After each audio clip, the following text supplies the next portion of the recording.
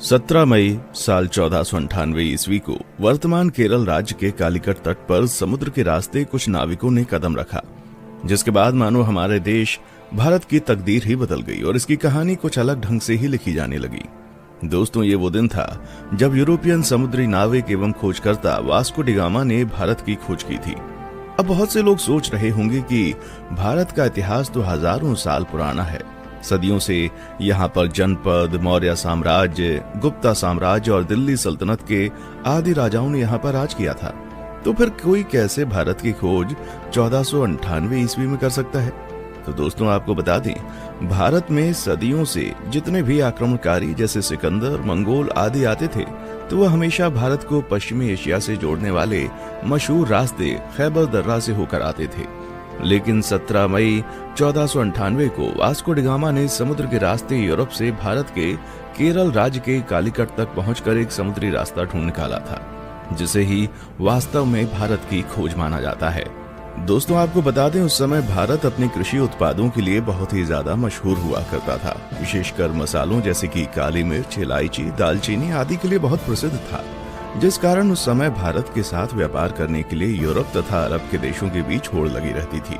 लेकिन उस वक्त एशिया के प्रमुख देशों जैसे भारत, चीन, म्यांमार आदि के साथ व्यापार केवल स्थलीय मार्ग से ही होता था, जिसे सिर्फ मुस्लिम शासक एवं व्यापारी ही इस्तेमाल किया करते थे और मुस्लिम शासक उस मार्ग से यूरोपियों को व्यापार नहीं करने देते थे। लेकिन जब यूरोपीय लोग भारत में आने के बारे में और यहाँ की दौलत के बारे में सुनते थे, तो वे भारत पहुँचने के लिए और भी उत्सुक हो जाते थे। इसलिए व्यापार मार्ग की समस्या को खत्म करने के लिए कई यूरोपीय देशों ने यूरोप और भारत के मध्य एक समुद्री मार्ग खोजने का प्रयत्न शुरू कर दिया। मगर कई सालों के प्रयासों के बाद भी कोई सफल नहीं हो सका, क्योंकि उस समय यूरोप में समुद्र को लेकर तरह तरह की अफवाहें उड़ती रहती थी। जैसे कि कई लोगों का मानना था, अगर समुद्र में नाव को बहुत दूर तक ले गए तो नाव समुद्र के अंतिम छोर पर जाकर गिर जाएगी। इसलिए कुछ नाविक समुद्र में बहुत लंबा सफर नहीं करते थे। लेकिन फिर 1960 के दशक में पुर्तगाल के शहर सीन्स में जन्मे वास्को डी गामा ने भारत का समुद्री मार्ग ढूंढकर यूरोप के सामने व्यापार का एक नया दौर शुरू कर दिया और हमेशा के लिए इतिहास के पन्नों में अपना नाम दर्ज करा लिया।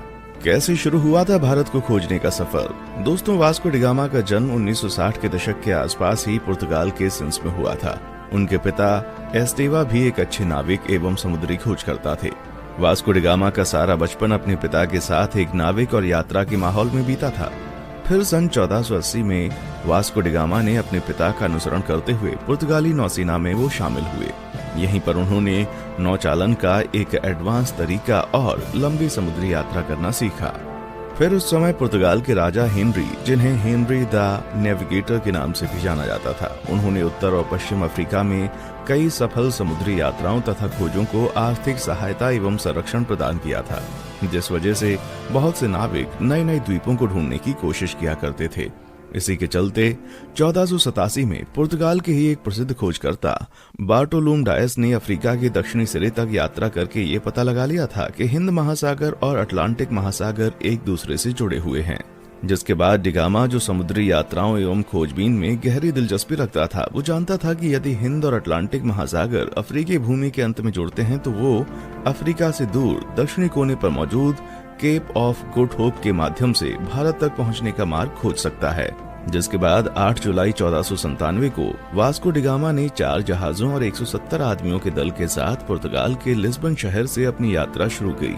वो खुद 200 टन वजनी सेंट गैब्रियल नामक जहाज में सवार हुआ और अपने छोटे भाई पाउलो को सेंट राफेल नामक जहाज का नेतृत्व सौंप दिया। फिर कुछ दिनों के बाद उनका जहाजी बेड़ा इस समय के मोरक्को देश के निकट स्थित कैनरी द्वीप से गुजरते हुए केप वर्दे द्वीप समूह पहुंचा और वहीं 3 अगस्त तक रुका रहा। आपको बता दें, वे लोग जहाज पर अपने साथ पत्थरों के स्तंभ लेकर आया करते थे, जिसे वे लोग अपने मार्ग को चिन्हित करने के लिए विभिन्न महत्वपूर्ण पड़ावों पर स्थापित कर दिया करते थे, जिससे कि उन्हें वापसी का रास्ता मालूम हो सके। वास्को डी गामा ने गिनी की खाड़ी की तेज समुद्री धाराओं से बचने के लिए अटलांटिक महासागर में एक लंबा चक्का लगाया और फिर केप ऑफ गुड होप के दौरे के लिए पूर्व की ओर एक मोड़ ले लिया। ये भारत की खोज में उनकी पहली प्रमुख सफलता थी। फिर 7 नवंबर को उनका बेड़ा आज के दक्षिण अफ्रीका में स्थित सेंट हेलेना बे में पहुंचा उस समय सेंट हेलेना बे का मौसम बहुत खराब था। वहां बहुत तेज हवा और समुद्री लहरें चल रही थी, जिस वजह से वास्को डी गामा का दल अगले 22 नवंबर तक आगे नहीं बढ़ सकता था। लेकिन फिर भी कुछ दिनों बाद मौसम अच्छा होने पर उन्होंने यात्रा करना शुरू कर दिया और वे केप ऑफ गुड होप पहुंच गए, जहां पहुंचकर उन्होंने इस जगह का अच्छे से दौरा किया। दोस्तों, आपको बता दें, जब Vasco da Gama Cape of Good Hope नामक स्थान पर पहुंचे तो तभी उन्होंने महसूस किया कि उसका भारत तक मार्ग खोजने का सपना हकीकत में तब्दील हो सकता है। और फिर मार्ग को चिन्हित करने के लिए पहले की भांति वहां एक पत्थर का स्तंभ स्थापित किया और फिर आगे की यात्रा की तैयारी करने लगे। केप ऑफ गुड होप के आगे की यात्रा उन्होंने 8 दिसंबर को शुरू की थी और क्रिसमस आने तक वे दक्षिण अफ्रीका के नटाल तट पर पहुंच गए। अलग अलग नदियों को भीतर और बाहर से पार करते हुए डी गामा का बेड़ा धीरे धीरे मोजाम्बिक की ओर पहुंचना शुरू हुआ। इस बीच वे लगभग 1 महीने तक कहीं पर रुके और जहाजों की मरम्मती का काम किया। फिर 2 मार्च 1498 को डी गामा का बेड़ा मोजाम्बिक द्वीप पर पहुंच गया। जब डी गामा अपने दल के साथ मोजाम्बिक की धरती पर उतरा और वहां के निवासियों से मिला तो उन्हें लगा कि ये पुर्तगाली जहाजी भी उन्हीं की तरह मुसलमान है, इसलिए उन लोगों ने उनकी खूब मदद की। डी गामा का मोजाम्बिक में पड़ाव डालना काफी उपयोगी सिद्ध हुआ। वहां उसे समुद्र के किनारे बंदरगाह पर सोने, चांदी तथा मसालों से भरे हुए 4-5 जहाज दिखाई दिए। उसकी मुलाकात ऐसे स्थानीय लोगों से भी हुई जो कभी कभी भारतीय समुद्री तटों की यात्रा करते थे। इससे वास्को डी गामा को पूरा विश्वास हो गया कि वो उचित दिशा की ओर आगे बढ़ रहा था। उसे उस दिशा को समझने में भी मदद मिली जिधर अब उसे आगे बढ़ना था। फिर 7 अप्रैल 1498 को उनका बेड़ा मोम्बासा में प्रवेश कर गया तथा यात्रा के एक और महत्वपूर्ण ठहराव मोम्बासा के ही मालिंदी में लंगर डाल दिया। मालिंदी में डी गामा की मुलाकात कांजी मालम नामक एक ऐसे गुजराती नाविक से हुई जो भारत के दक्षिण पश्चिम तट के कालीकट जाने का मार्ग जानता था। उस गुजराती नाविक के महत्व को देखते हुए डी गामा ने उसे भी मार्गदर्शक के रूप में अपने बेड़े में ले लिया और फिर अगले 20 दिन तक लगातार हिंद महासागर में चलने के बाद डी गामा को धीरे धीरे भारत के घाट और पहाड़ दिखने लगे। फिर 17 मई 1498 को वो भारत के दक्षिण पश्चिम में स्थित कालीकट के बंदरगाह पर जा पहुंचा। कालीकट में स्थानीय राजनयिकों द्वारा वास्को डी गामा का काफी अच्छी तरह से स्वागत किया गया। वो यहाँ लगभग अगले 3 महीने तक रहा और भारत के बारे में बहुत सारी महत्वपूर्ण जानकारियां इकट्ठा करता रहा।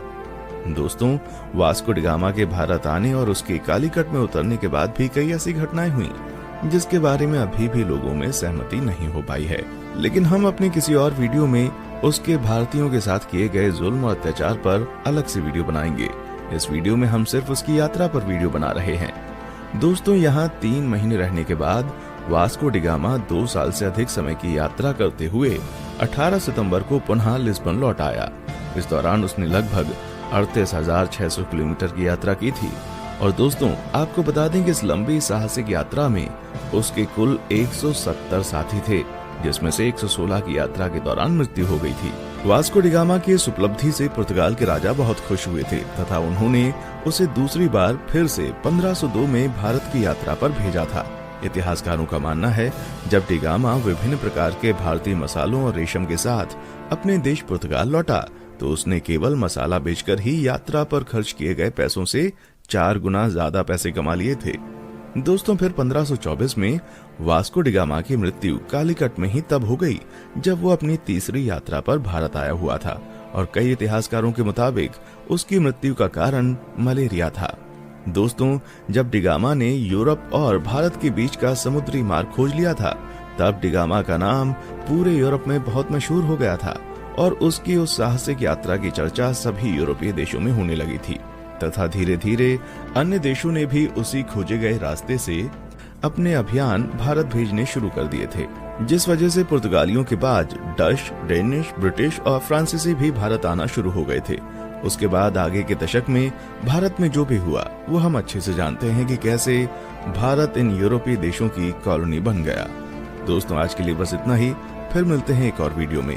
तब तक आप हमारे चैनल को लाइक, शेयर और सब्सक्राइब जरूर करें और आप किस टॉपिक पर वीडियो चाहते हैं नीचे कमेंट सेक्शन में आकर बताएं। देखने के लिए शुक्रिया।